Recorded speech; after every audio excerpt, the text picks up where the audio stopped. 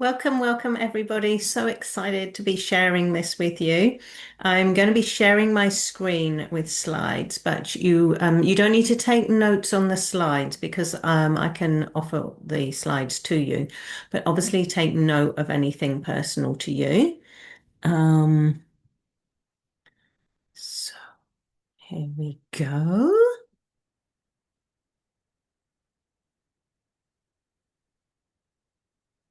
All right.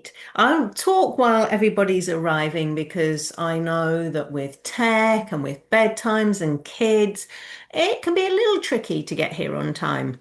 I'm British, so and of course, I'm prepared to be here. So I've been setting this up so that I can be here spot on time for you. My name's Vanessa Coultas, and I've been working in this space for a long, long time. I'm going to introduce myself because you've probably got no idea who I am. Some of you I know I've already met, and some of you I've just popped up on your screen. So I'll introduce myself so you know a bit about my background and what's brought me here and why I've come to help you today. So, firstly, I want to say welcome and well done because it is not easy. Do you know the number of times we sign up for a webinar or something, and then to actually make it, well, to remember to be here on time. It's actually, I think it's pretty tricky. So, well done for being here on time, and you get a chance to interact a little bit. Though, all being well, with my tech skills, there will be a recording. So that's pretty handy. And I know some people were hoping just for the recording. So let's hope the tech works. This space is non-judgmental. So this means that we share things, we talk about things that we perhaps want to keep a little bit quiet, but there is no judgment when you're a parent because you know what? It is so far from perfect. And we've all done things, so many mums like, oh, I'm never going to yell at my kids, best laid plans and all of that. And these things happen. There is no judgment for anything you do as a parent because you know what? You're doing your best. You're doing your absolute best, probably better than your best. Now, what we're going to do is we're going to discover what's really going on with these children's behaviors and all the battles that you're going through. So that means finding out what's going on behind the scenes. I would love you to be very open-minded. I come with a different approach. So be open-minded, and I hope that I've made this quite straightforward. But if you get a little bit overwhelmed, if you take away just two things from this session, just two things, two new ideas that maybe you can put into action, that would be fabulous. And then be open to taking the next stage. Because whilst I can help you transform your parenting, I can't do it in one webinar, and I need your help to help you. So, my name's Vanessa, and I have four children myself. So when I help parents, I'm not giving you textbook things that work when you're calm and you've got a rosy life and everything's going smoothly and you have zero stress. Because you know what? Great if that was the real world, and it's not. It's like if you learn how to play tennis and they teach you hold the racket like this, swing it like this. Well, that's great, but I tell you what, when that ball's flying at you, you're just hitting it, aren't you? You're probably just defending yourself. So I give you real life. And I've been through it myself. I've got four children, and the first two were particularly hard. They were neurodiverse. Not that I knew that at the time, because this is going way back before we knew these things. And then I had my third child. She was definitely different and definitely easier. However, when she was a little bit over one, I became pregnant with my fourth child, all planned. But unfortunately, whilst in early pregnancy, my husband died. So essentially, I'm from England and I'd moved to New Zealand, and we'd recently moved within New Zealand. And then suddenly there I was with four children, two especially hard. Well, not four children yet because I was pregnant with the fourth and my husband had died. So it was really hard. And I just say, like, for about 10 years, it was beyond hard. Um, and you know what? I just feel it robbed me of enjoying my children as children because it was so hard. But you know what? I later discovered two things. One, I discovered how to make it easier after the fact, or mostly after the fact. And secondly, I discovered you don't have to be one single widowed woman with four children for it to be hard. You can be two adults, three children, one adult, one child. You know what? It doesn't matter. Okay. It's not, I mean, yeah, sure, the numbers were against me, four children, one adult, but that isn't what made it hard. So that's what I've learned. And so what I want to do now is share that with you. I don't want any of you going through 10 or even more hard years. And actually, what I've learned since that, it's not just the 10 hard years, and we'll get into this more later, but it's about setting your children up for life as well. So that's a little bit about me. Right. So this workshop is called Why Battles Continue. And look, there's a little hint there. The missing part is my approach called whole needs parenting, which I'll introduce to you. So, what are we going to cover today? Firstly, we want to understand why the behavior continues. Secondly, it's really, really important that we get clear on what we're aiming for. And thirdly, we need to get clear on what needs to change. This is the fundamental issue, which you'll see I'll explain. And fourthly, I want you to leave here knowing the next steps forward. So we want to understand why the behavior continues, know what we are really aiming for, so get clear on what needs to change, and leave knowing the next steps. This is my client journey. I always offer every parent a free session with me, sometimes more than one. It's really important that I help you get clear on what's going on. So everybody who's come here, you're entitled to a free call. Like, so because it's personal then. Like, I'm giving you a global kind of framework, but you'll have specific behaviors and I want to help you get clear on that. And after that, we move into my parenting program. And this has a focus on the child's behavior that you're struggling with. But more importantly, it brings in my approach, which, as you'll see in a minute, is way beyond just the child's behavior. And that's why the next program is the 90-day parent program, because you are so vital in this and you need my support. And talking of my support, I only have about 10 clients at a time because the support I give you is second to none. It's like I am there for you all the time. And that's the thing that my clients love. So you're in the middle of something, and if you've got half a minute to message me, you can. And I am always there to help you. So you don't wait for weekly sessions. You text me or you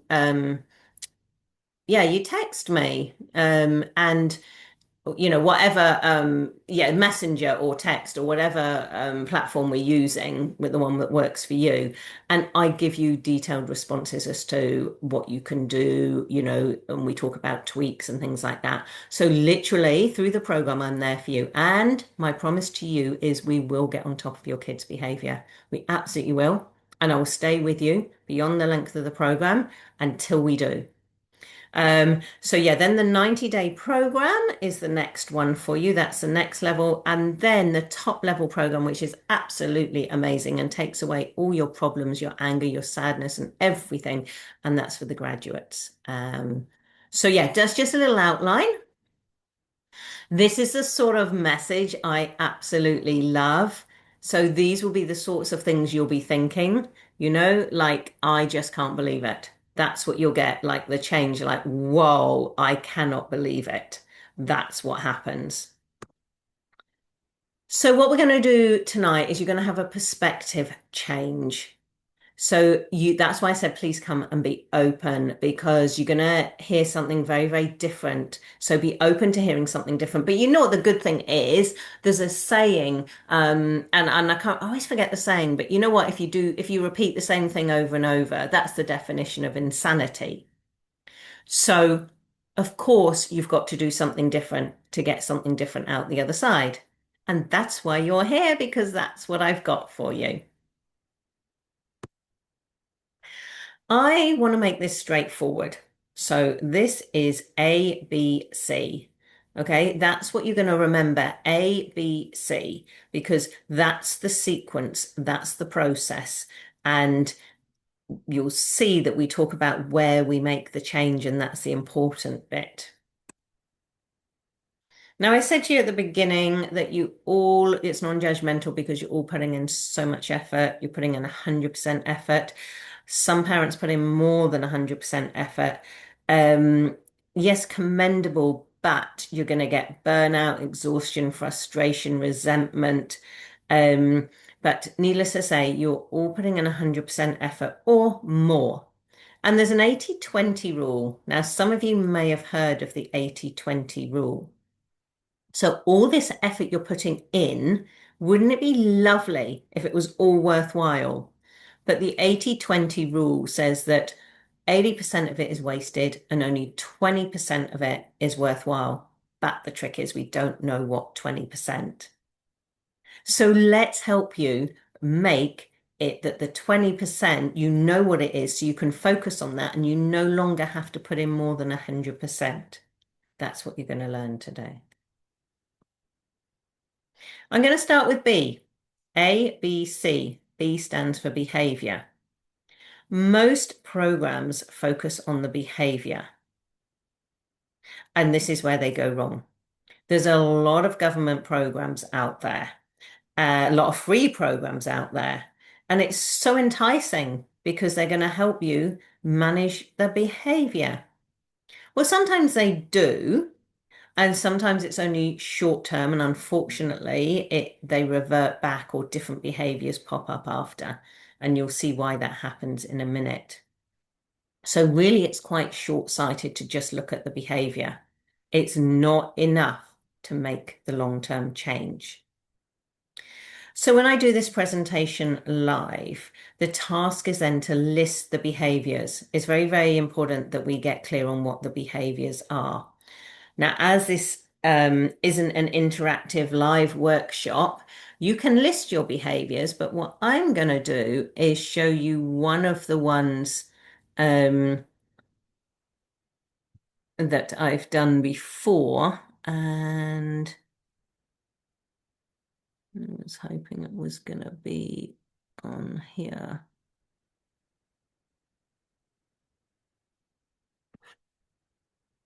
It is somewhere.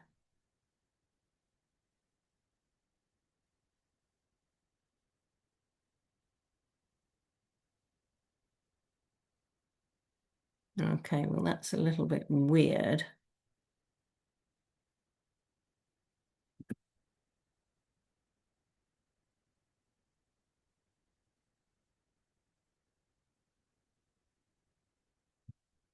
I know it's here. So we're just going to go till we find it.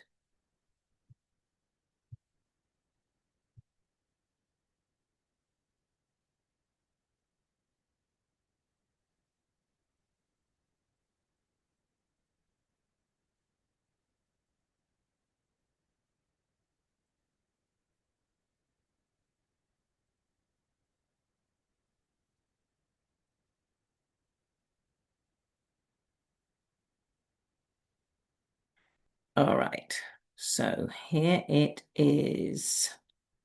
So let me share this again. All right, hopefully you can see that. I could go a little bit bigger. Let's go a little bit bigger. Let's go 25%. All right, so these are the behaviors that we are getting. And this is ones that parents come up with, and they're almost identical every time I do it.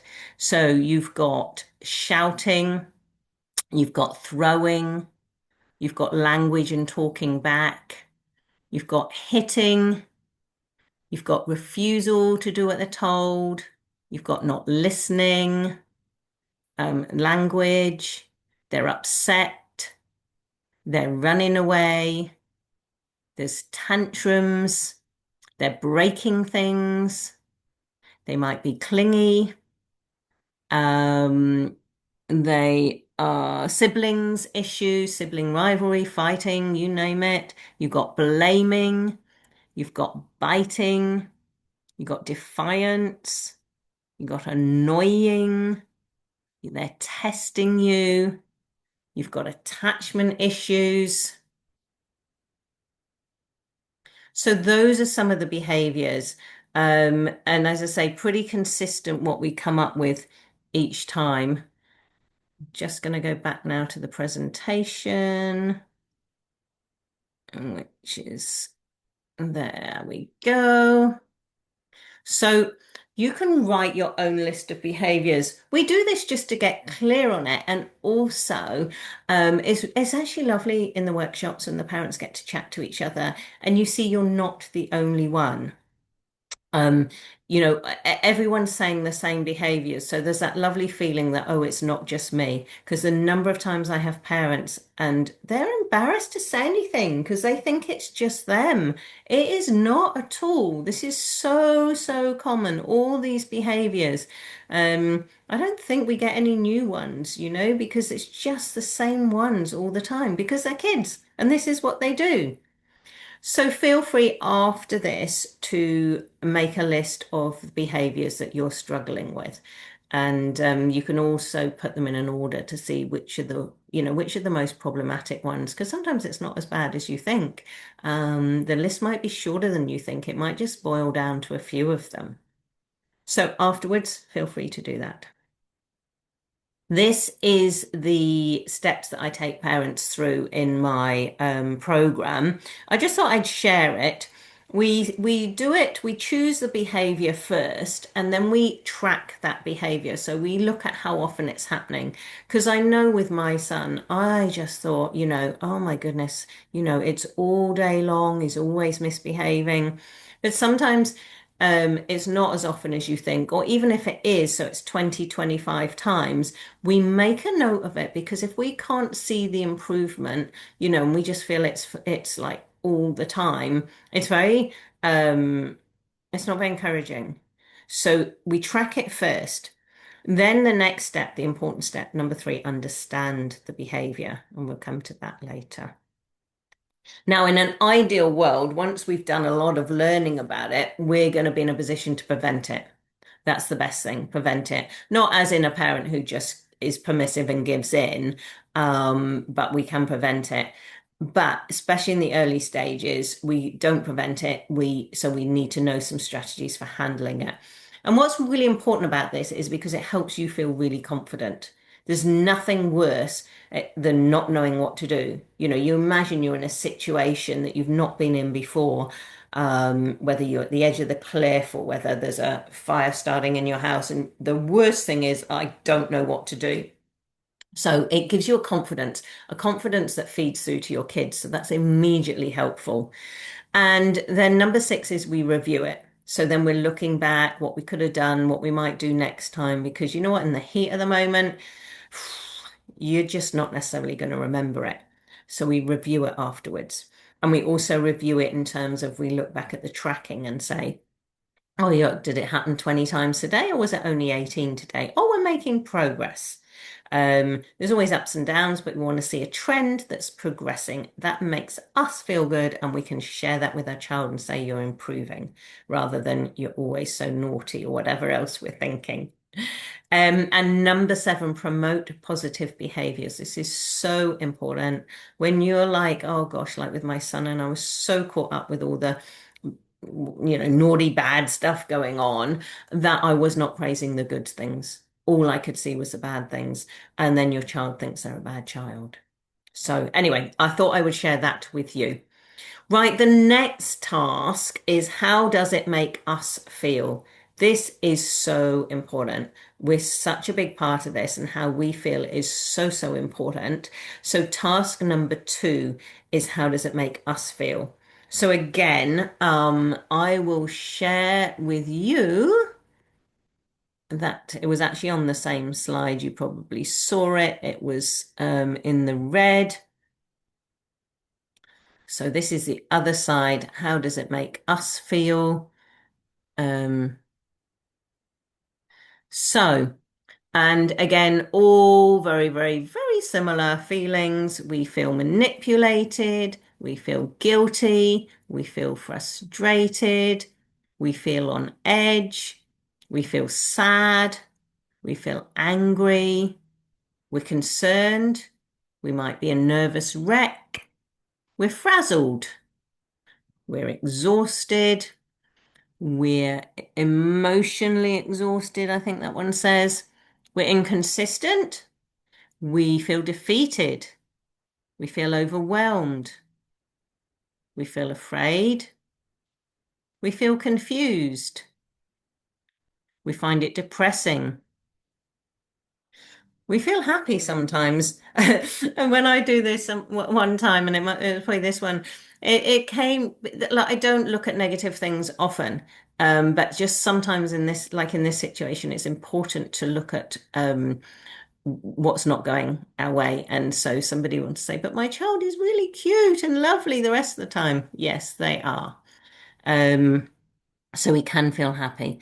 Failure, agitated, doubting, unsupported, anxious, let down.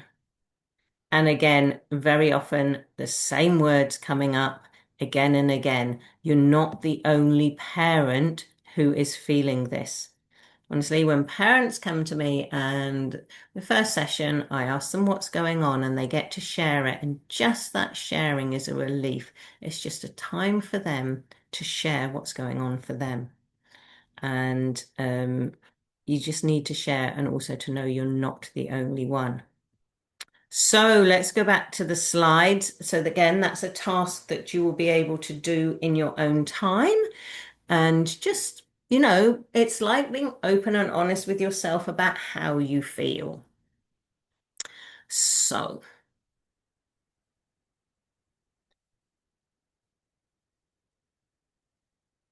oh, okay. Now let's talk about what we're aiming for. Right. So in the kind of big sense of where I get my clients to is to be calm and consistent. Now, nobody's 100% consistent because we're human, but that's what we're aiming for. Calm and consistent, reduce the daily battles, to feel confident as a parent, to create confidence and resilience in our children, and to create children who can process their emotions. This is so important. I was brought up, kind of, my parents were the Victorian era. Children should be seen and not heard. We weren't allowed to have thoughts and opinions or beliefs of our own. We weren't allowed to have emotions. And we appeared to be really well-behaved kids. I mean, partly because you were frightened to get hit or whatever, but you did as you were told. It wasn't really a respect, we were told to respect them, but whether we did, I'm not sure. But we were well behaved. However, and listen to this bit, it's not just about children behaving. That can be done. That could be done in the old days, and we don't hit anymore, but we could still do it now. It's not just about getting children to behave. We need to look at the bigger picture than that because we need to look at what's happening today. So, we want confident, resilient children who can process their emotions. Because if these childhood behavior battles continue, what are the long-term ramifications? That's what's in the world today. Kids who are not behaving at school, teachers are struggling, hard to teach children when they're struggling to keep control of the classroom. And then you raise a child who doesn't know how to handle their emotions and they are anxious, stressed, depressed, and all the other mental health issues that we have today. And as I say, people from my era, and it's still going on, not knowing how to express our emotions. In fact, if we did know, we'd probably be able to help our kids more. So we're passing down patterns we swore we would break. Like my parents shouted at me. I swore I wouldn't shout. Do you think I got through all of that for children on my own without shouting? No, I admit that I did not get through that. Would I be able to now? I'd love to think I could now. So we see these emotional issues show up later in life. So it is not just about managing their behavior. It is teaching them to handle emotional issues. That's our role. And we don't want to feel the resentment. All right. We can easily feel resentment as as mums, we kind of give our life up to our kids quite a lot. All right, let's move on. What is happening? You are caught in a trap. Yes, it's a trap. It's not your fault. Everybody is caught in a trap. The trap is a loop. A plus B equals C. A is what happens before the behavior, then the behavior, and the result, the consequence. C for consequence. And it goes round and round in a loop. And in fact, I wish I'd put a hamster on this and made it a hamster wheel.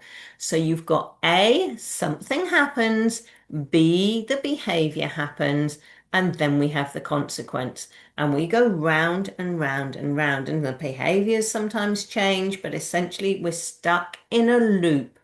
And the question is, how do we stop the loop? Or is it, where do we stop the loop? So A plus B equals C. The A, what happens before the behavior, the antecedent, plus the behavior creates a consequence. So we need to look at the A-B connection. So the third task is you think of a behavior that happened, something that happened today, and it doesn't have to be with your child. It could be with another adult, could be at work. And then what you're going to do is think about what happened before. So I just did this workshop a couple of days ago, and one lady was great. She actually recognized that she was tired or frustrated, and then she had to get her child off to daycare, and the child had to put clothes on and put shoes on. And her frustration and the child not wanting to led to a big lot of messy behavior. And then the consequence, she's more tired, more frustrated. Maybe the child didn't get to daycare with all the required bits.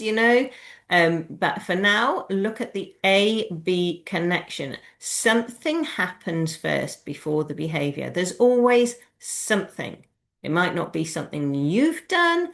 It might be something that's within your child, like they got frustrated, but that's your next task. And again, you can do that after this, or if you're watching on the replay, you can pause the video and do it now and start to be aware of it. So you can do that with a few behaviors and start to notice any pattern, by writing it down when it's not happening. It's very hard to notice it in the moment.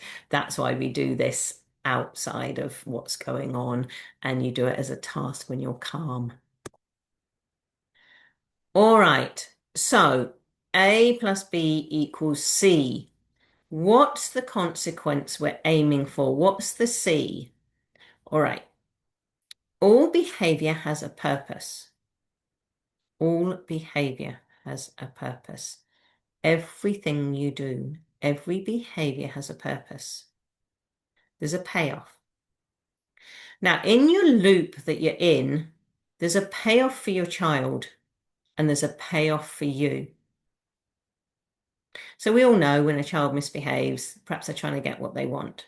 So they shout and scream, they have a tantrum, or maybe they want attention. Again, they might shout and scream. So they get what they want. That's what they're trying to do. They're trying to get what they want. We don't necessarily know what they want sometimes, and they don't always know what they want. They're just struggling with communication, but that's the payoff is they'll get something they want or they won't get it. So they'll try harder next time. And then there's the payoff for you. So if you're the sort of parent who gives in, The payoff is that if you give in, you don't have that fight anymore. Now, here's where to be really, really open and honest with yourself. And I'm going to share some statements with you. And what would be really good is, oh, let me just get the statements up. Have a listen to them. Try to be really, really honest with yourself about which ones kind of hit a spot for you. There's something always happening for you, and it's not your fault. It's about your programming as a child. So when we're children and we're being brought up by our parents, um, there's certain behaviors that we learn, there's certain things that we learn, and those kind of got locked into us. And we then have to change them when we've grown up. But quite often we haven't because we didn't realize. So have a listen to these and see if you can recognize any that resonate with you. I feel like I have to manage every single detail or the whole day will fall apart. If I'm not struggling and exhausted, I feel like I'm not doing enough as a parent. I find myself lecturing so they finally understand the why behind the rules. I just do it myself because it's faster and stops the crying. I'm constantly waiting for the next thing to go wrong. If my child isn't behaving well, I feel like it's a reflection of my failure. I just need everybody to be happy, even if I have to give in. I feel like I'm at the mercy of my child's moods. I get so focused on the one thing that's wrong that I can't see anything else. I'm always looking for the next strategy or to fix this. I feel like I have to stay on top of them every second or nothing gets done. I feel like I'm failing if I'm not giving 100% of my energy all the time. I keep repeating myself in different ways, hoping this time it finally clicks. I'd rather just take over than deal with the battle of them doing it. I'm always on high alert, waiting for the next meltdown to happen. I feel embarrassed if my child isn't meeting the same developmental stages as others. I'll give in just to have 5 minutes of quiet and keep the peace. I feel trapped by how my child is feeling in the moment. I can't stop fixating on the one bad part of the day, even if the rest was okay. I'm constantly searching for the one missing piece of the puzzle to fix them. Now, all of those come from a pattern that we've learned as a child, and they'll actually be in lots of areas of your life. They are all indicating a payoff for you. And this is how the wheel keeps going. Okay, something happens, the behavior happens, and the consequence, the payoffs. So the important thing now is to realize that the difficult behavior is communication. Every behavior has a purpose. So every behavior, there's a reason for it. And with children, they do not have words to communicate. They do not understand what's going on inside them. So they communicate with their behavior. So we're not trying to shut down those behaviors. We're not trying to stop the tantrums. Yes, help them to self-regulate, but we also need to be paying attention that they are communicating with us. The behavior is communication. We need to communicate with it, not try and stop it. They are talking to you in a bodily sense because they don't have the words or they do not connect. Their head words do not connect with their body. So difficult behavior is communication. So whole needs parenting approach. The old approach and the programs out there, the quick fixes, control the kids' behavior. Okay. It's much more than that we want to do. Sure, we perhaps want them to listen to us. We don't want the tantrums, but just controlling the kids' behavior is the Victorian method, and it misses out all the rest of the parenting that we're supposed to be doing. So in whole needs parenting, we learn to communicate with the behavior. And the result is that we raise children who feel secure, connected, and emotionally supported. And we have a good bond with our children. And then when they're teenagers, your life is so much easier. So, C, the short-term payoff.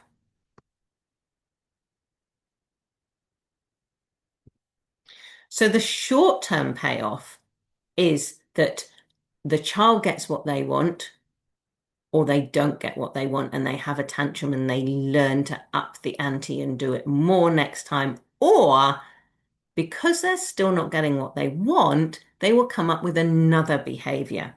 And that is why you get battle after battle after battle. So you can stop one behavior. You can stop the tantrums. Oh, yeah, you can. You can shut them down so they learn not to express themselves. But because you haven't addressed the behavior, the communication, something else will happen instead. And that's why you get battle after battle after battle. And it's exhausting and it's using up 100% of your energy or 110%. That's why we want to pinpoint it and we want to stop the cycle. So what's going to get in your way to achieve this?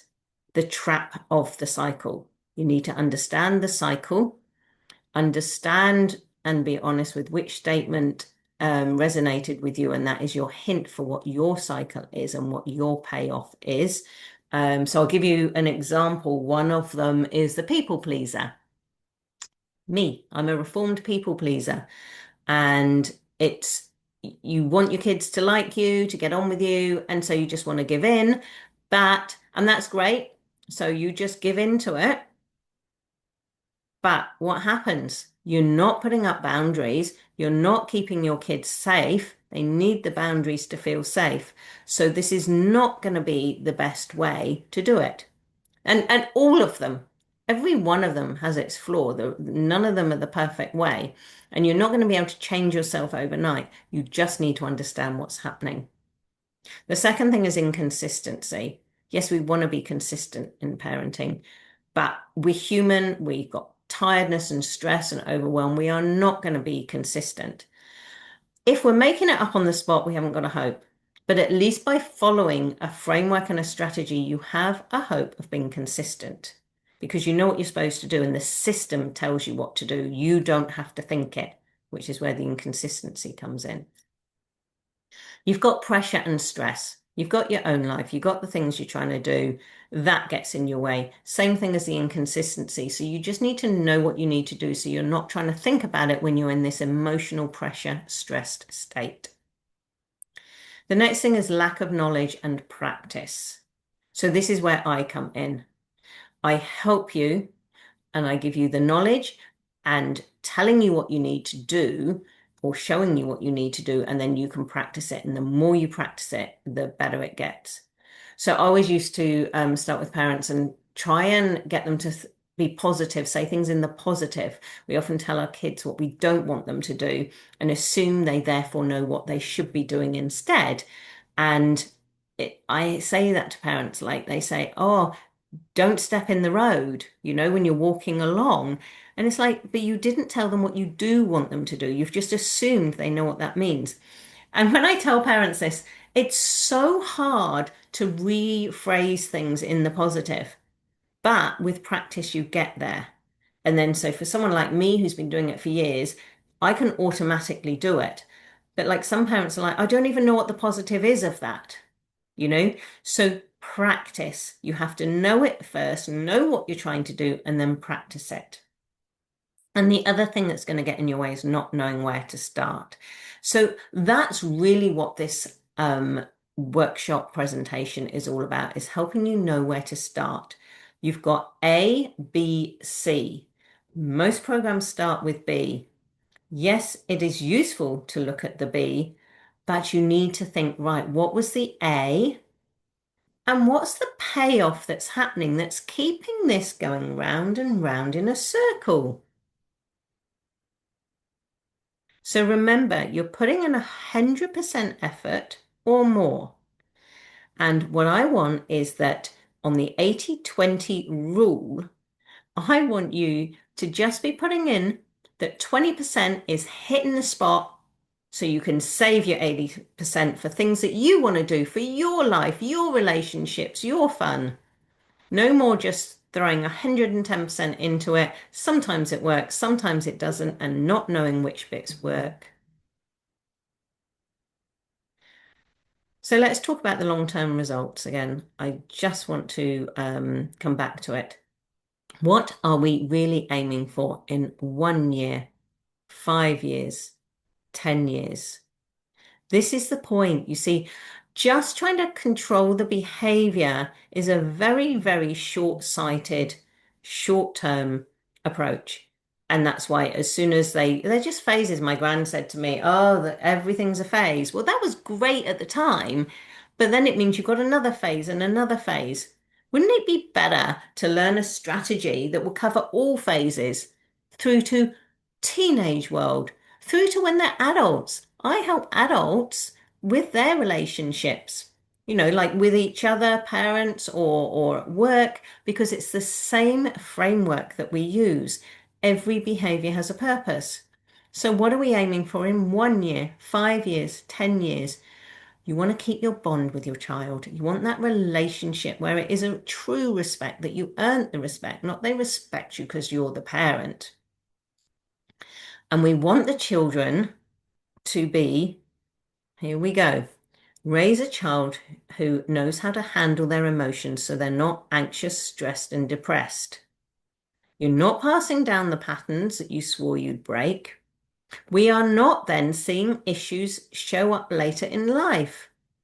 I mean, so many people are in counseling or psychotherapy or whatever. It's help. This is what you're doing as a parent, is helping your child to learn and understand their emotions. And we don't want the resentment. So this is what happens if we don't get on top of it. It just keeps going. So just a reminder, here is the client journey with me. You are all welcome, and I encourage you, because you have nothing to lose, to come and have a chat with me. I can talk to you about your specific behaviors that you're experiencing, help you get incredibly clear on what's going on and what you need to do to stop it. And then you can enter into my program, which is still at such a good price for what you're getting, because you are getting me helping you get on top of your kids' behavior. And I will be there until you do it. And I am there on message for you all the time. Yes, I do sleep, but within all reasonable within reason. I am there for you with timely responses, and you just feel so supported. Seriously, so much change happens just because the parent feels supported. And then when you're supported, you're not in an emotional state anymore, and then we can start to make progress. Okay, because when you're stressed and stuff, it's so much harder. And then you can start to get your full transformation by going on to my 90-day parent program.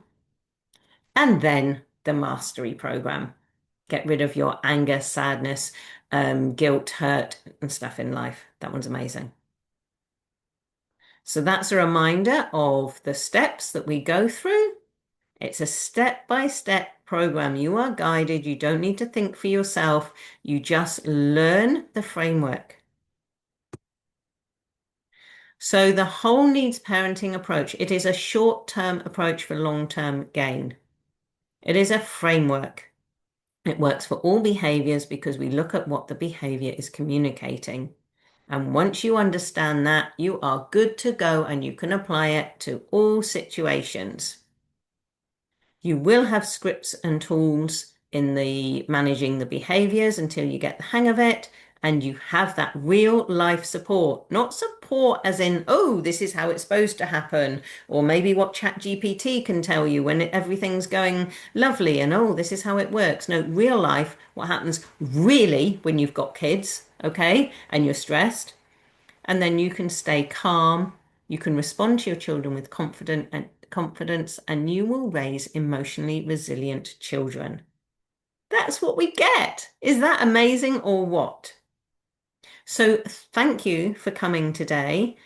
You've already done the world of good, because whether you know it or not, there will be changes going on. You have probably had a lot of information. And as I said, don't worry if you cannot remember half of it. It actually all goes into your subconscious. So I know it's all good. Try and take away two things, okay? It might be two things like just understanding that behavior is communication, or understanding that you're in a trap and we need to see what the consequence and payoff is that keeps this trap going. So thank you for coming. I'd love to help you truly master this for yourself because it is so freeing. As I said, you can apply this approach to all relationships. So I'd love to keep going together with you and help you get through there. And please spread the word because I want to change the face of parenting. It is not about controlling behavior. It is changing our relationships. And if I say it just one more time, bringing up calm, resilient, well adjusted, emotionally, forgot the word, but children who know how to handle and share their emotions. So thank you for coming. Of course, this you can watch this at any time if we've got the recording sorted. And I look forward to meeting you. So if I don't get to reach out to you, please reach out to me. You will find me everywhere on social media. My name is Vanessa Coultas. There is only one of me. So if you find me on Facebook, it's me. This is what I look like. I look like this on social media as well. I cannot wait to meet you and have a chat. There's no charge. Thank you so much.